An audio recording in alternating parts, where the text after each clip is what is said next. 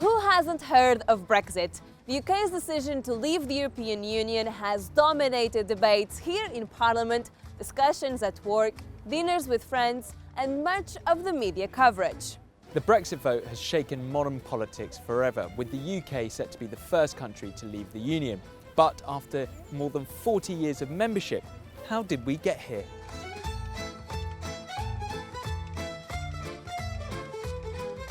We need to rewind back to 1961, when the UK applied to be a member of the European Union for the first time. Back then, the bloc was called the European Economic Community, otherwise known as the Common Market.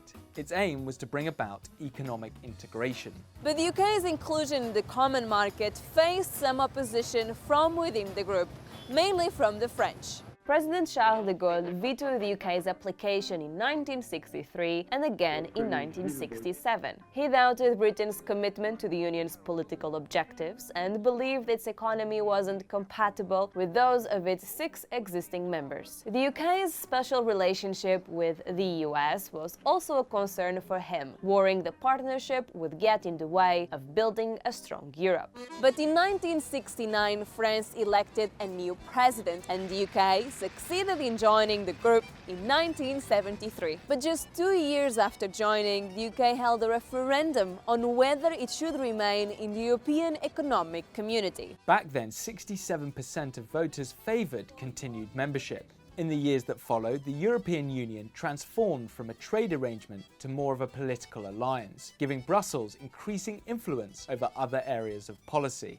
But the UK was still able to negotiate with the European Union on the terms of its ongoing membership. In 1984, Margaret Thatcher managed to broker a deal commonly referred to as the rebate, which reduced the UK's financial contribution to the European budget by billions. This arrangement was exclusive to the UK and is still in place today. The UK has also benefited from the so-called opt-outs, which essentially means that the UK does not have to participate in certain European policies. For example, the UK didn't join the Schengen area in 1985, maintaining a border that has passport controls. The UK also opted out of a monetary union in 1992, keeping its currency, the pound sterling, instead of the euro. The introduction of the euro was part of a wide-ranging agreement called the Maastricht Treaty. Signed by the UK along with 11 other member states, it expanded the EU's remit as an economic community to include foreign affairs, justice and policing.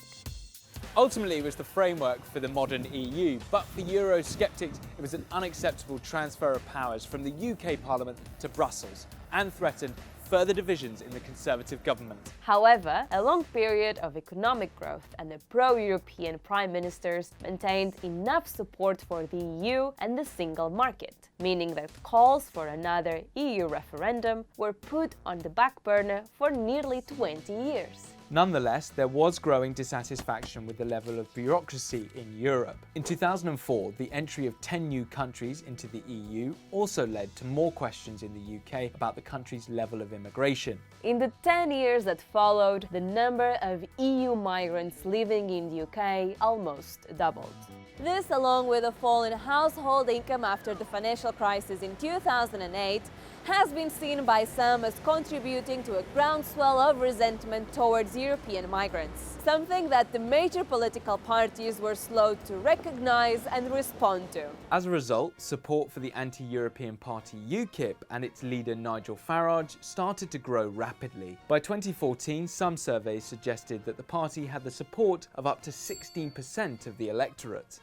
Many Conservative Party candidates were concerned about their supporters switching allegiance to UKIP and pleaded with Prime Minister David Cameron to promise an EU referendum in his campaign manifesto. To avoid the risk of defections from within his own party, he did, and the Conservatives won the election with an overall majority. As divisions within the party started to become more evident, Cameron promised a referendum by the end of 2017. But first, he tried renegotiating with the EU some of the terms of Britain's membership. He emerged from the talks with a deal, but that wasn't enough to convince Eurosceptics. For many, the process gave the impression that Brussels was inflexible and unwilling to make big concessions to keep Britain in the Union. So Prime Minister David Cameron had to deliver on his manifesto promise and set a date for a referendum, the 23rd of June 2016, with a simple question whether to remain in or leave the European Union. And I will go to Parliament and propose that the British people decide our future in Europe. Hi guys, thank you so much for watching. If you want to see more of our videos, then check out these, and do let us know your thoughts on Brexit by commenting below the video. And don't forget to subscribe.